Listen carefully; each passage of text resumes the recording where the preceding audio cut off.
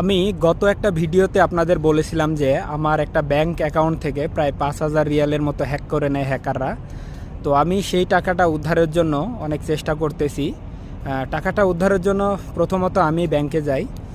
ব্যাংকে যেয়ে আমি আমার সেই অ্যাকাউন্ট থেকে যে টাকাটা হ্যাক করে নেওয়া হয় সেই হ্যাকিংয়ের উপর একটা স্টেটমেন্ট নেই। স্টেটমেন্ট নিয়ে আমি সেই স্টেটমেন্ট দিয়ে থানায় যাই। থানায় যাওয়ার পর আমি 3টা থানায় যাই। 3টা থানা থেকে আমাকে ফেরত দেওয়া হয়েছে, বলছে এই থানায় না ওই থানায়, এরকম বলতে বলতে তো আমি যেইখানে থাকি সেই এরিয়ার ভিতর যেই থানা সেই থানায় আসি। থানায় আসার পরে আমি যখন এটা জমা দেই তখন তারা সেটা আমার কাছ থেকে 2 মাসের সময় নেয়। 2 মাস পরে তারা আমাকে একটা রেজাল্ট জানাইতে চাইছে।